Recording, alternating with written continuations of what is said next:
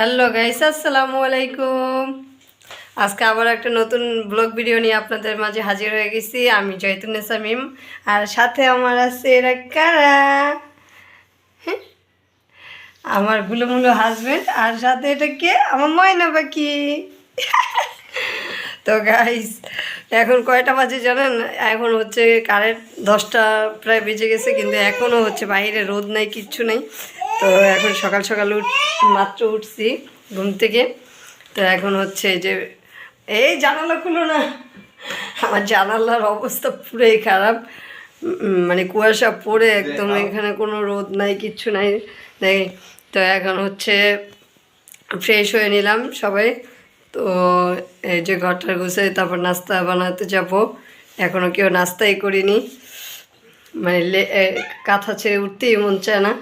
কি ব্যাপার, তুমি তো পুরাই 90 দশকে চলে গেছে গাইস। তুমি তো শাল টাল পরে একদম অবস্থা খারাপ। তো এই যে গাইস, আমি এটা হাই করে দাও মাম্মা, এটা সালাম দিয়ে দাও সবাইকে, আসসালামু আলাইকুম। হ্যাঁ, সবাই কমেন্টে সালামের উত্তর দিয়ে যাবেন। আপনাদের ছোট ময়না পাখি হচ্ছে আপনাদের সালাম দিচ্ছে। তো গাইস, তো আমার ব্লগ ভিডিওটা দেখতে থাকুন। তো গাইস দেখুন কি একটা অবস্থা, গ্লাস বেয়ে বেয়ে পানি পড়তেছে, এত পরিমাণে ঠান্ডা কুয়াশা, আর জানালা তো খোলাই যায় না। দেখেন কি একটা অবস্থা, কোনো রৌদ্র নাই, কিচ্ছু নাই, শুধু মেঘলা মেঘলা ওয়েদার, প্রচণ্ড বাতাস, প্রচুর বাতাস গাইস। আর পৌষ মাস, সে তো একটু শীত বেশি পড়ে। এখন মাত্র হচ্ছে ঘুম থেকে উঠছি, তো সব কিছুই এলোমেলো হয়ে গেছে। ফার্স্টে হচ্ছে এখন রুম টুম গুছাই নিব। তো তার জন্য হচ্ছে এই যে গাইস দেখেন, আমি বুড়া মানুষ হয়ে গেছি, আমি মোজা টুজা পরে একদম কি বলবো, শুধু হাতগুলো আর মুখটা ছাড়া আর কিচ্ছু আমার শীতে ছুঁতেই পারতেছে না।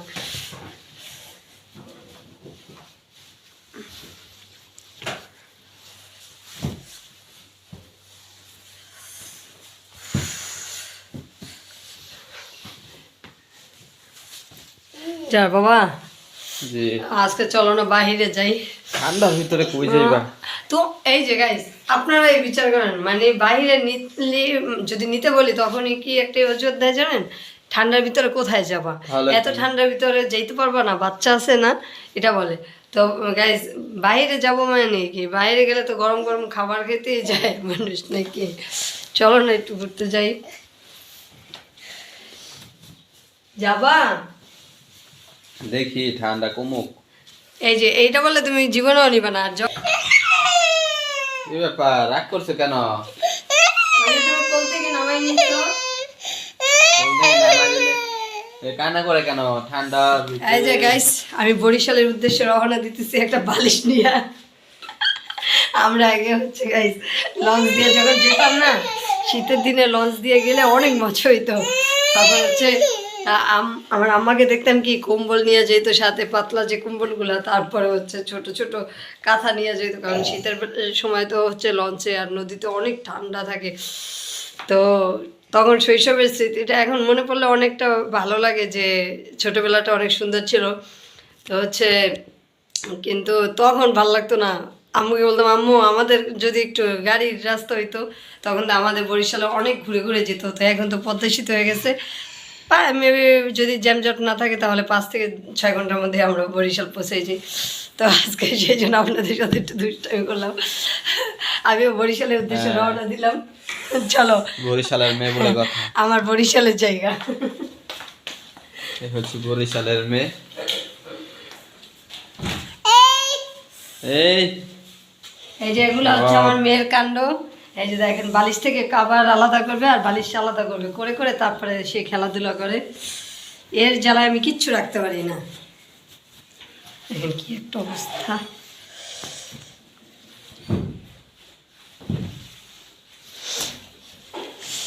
আমার এইটা গাইস সব চ্যানেল আটকানো, কারণ শীতের সকালে ঠান্ডা আবহাওয়া।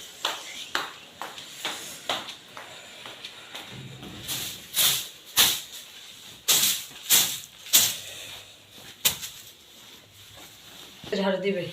দেখি সরো সরো সরো সরো মাম্মা, সরো বাবা।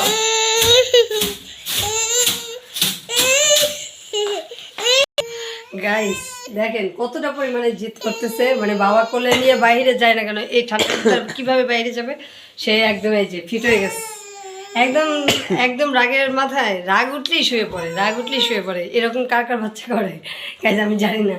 আমার যে একটা হয়েছে এটা রে ময়না পাখি না, এটা হচ্ছে ঝাল পাখি, ঝাল পাখি।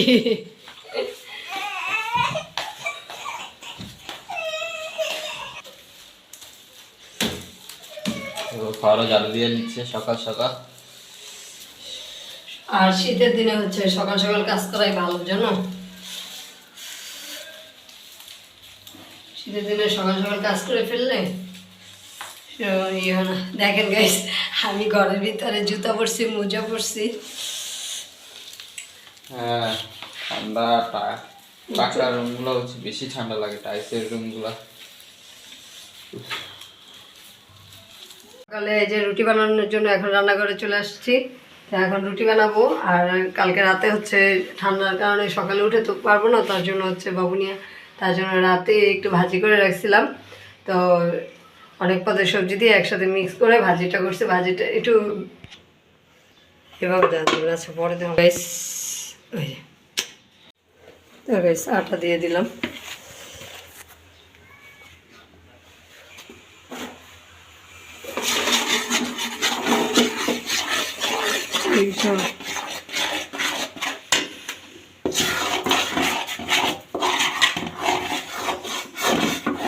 একটা ডো বানাই নিছি এখন, এই যে আটাগুলা, আর উপর থেকে একটু যেহেতু পরোটা খাবে তো তেল মেখে একদম ডোটা একদম নরম নরম করে নিছি। এটা থেকে এখন লেচি কেটে নিব, লেচি কেটে তারপরে একটু বড় বড় সাইজ দিয়ে নেব যাতে পরোটাগুলো একটু মোটা হয়। আর এদিকে হচ্ছে আমি ভাজি গরম করে নিতেছি। ভাজিটা জাস্ট গরম করা।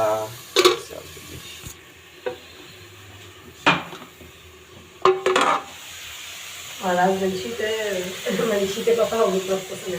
হেল্প করলাম ওয়াইফকে, ভাজি গরম করে দিতেছি আর এখানে উনি রুটি বানাচ্ছে। ঠিক আছে, আমরা একটু বড় বড় লেচি কেটে নিছি, যেহেতু পরোটা একটু বড় বড় না হলে ভালো লাগে না।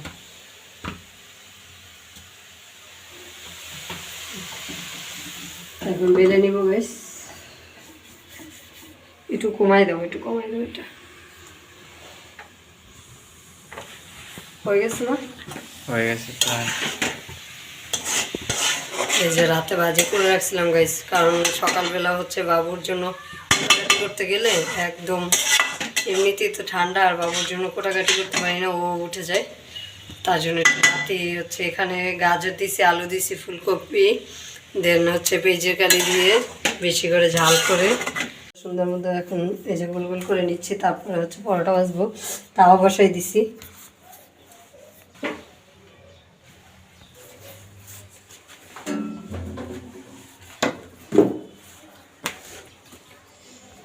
এই যে বেলে নিব।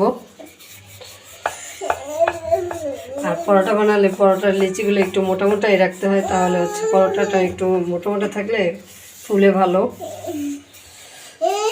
এই জন্য একটু মোটা মোটা করে নিচ্ছি।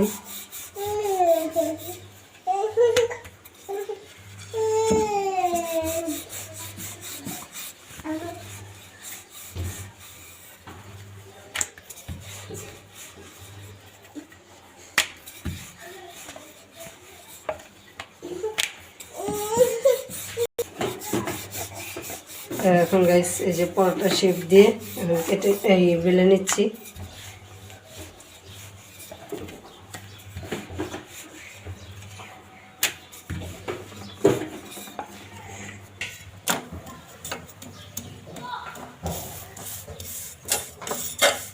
তো গাইস এখন হচ্ছে পরোটাগুলো ভেজে নিতেছি, এরকম করে একটা একটা করে সবগুলো ভেজে নিব।